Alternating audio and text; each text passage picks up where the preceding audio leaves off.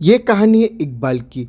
एक 16 साल का बच्चा जो अपने अब्बू के साथ एक छोटे से गांव में रहता था और इकबाल के पिता बीमार थे, इसलिए इकबाल को ही काम करके घर चलाना पड़ता था। और एक दिन अचानक उसके अब्बू की तबीयत कुछ ज़्यादा ही खराब हो गई, जिसके चलते उनकी मौत हो गई और इकबाल की मदद करने वाला कोई नहीं था।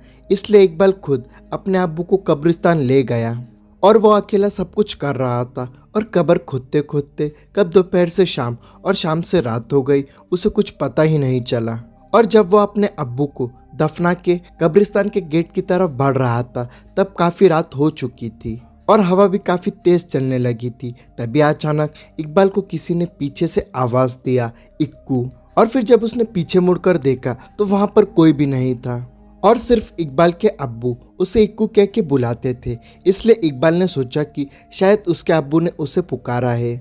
लेकिन जब इकबाल ने ज़ोर ज़ोर से अब्बू अब्बू कहकर पुकारा, फिर भी कोई जवाब नहीं आया, तो वो डर गया और जल्दी जल्दी गेट की ओर बढ़ने लगा। लेकिन जैसे ही इकबाल गेट के नज़दीक पहुंचा, अचानक गेट बंद हो गया और वो एकदम से घबरा गया। और कब्रिस्तान की दीवारें और गेट इतने ऊंचाई पर थे कि वो उसे किसी भी तरह से पार नहीं कर सकता था। और कब्रिस्तान पर एक और गेट था जो कि पीछे की तरफ था, लेकिन उस गेट तक जाने के लिए इकबाल को वापस कब्रिस्तान के बीच से होकर जाना पड़ता। और फिर किसी तरह हिम्मत जुटाकर उसने दूसरे गेट तक जाने का फैसला किया और वो सुनसान कब्रिस्तान के बीच से होकर जा ही रहा था कि तभी अचानक उसे दूर एक आदमी खड़ा हुआ दिखाई दिया।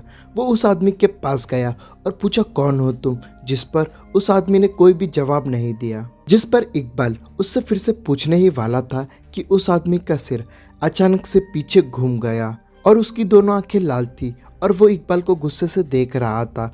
और ये देखकर इकबाल जोर से चिल्लाया और भागने लगा।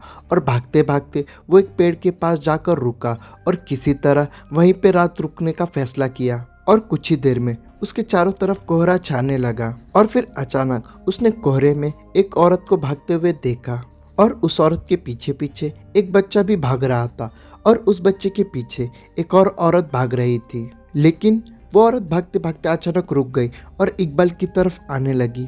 और जैसे ही कोहरा हटा, उस औरत का चेहरा इकबाल को साफ साफ दिखाई देने लगा और उस औरत को देखकर इकबाल के रोंगटे खड़े हो गए, मानो जैसे कि वो औरत सालों से उस कब्रिस्तान में दफन हो। और वो औरत इकबाल के करीब आती जा रही थी और इकबाल धीरे धीरे पीछे हट रहा था कि तभी अचानक इकबाल का पैर फिसला और वो एक कब्र में जा गिरा। और कब्र इतना गहरा था कि वो वहाँ से निकल भी नहीं पा रहा था और उसे लगा कि कोई उसे ज़मीन के अंदर खींच रहा है।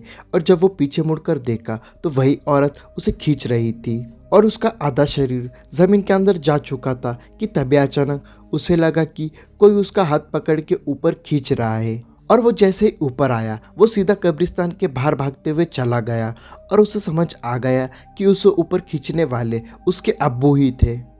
यहाँ तक वीडियो देख रहे हो तो वीडियो को लाइक और चैनल को सब्सक्राइब करना और स्क्रीन पर दिख रहे वीडियोस को ज़रूर देखो।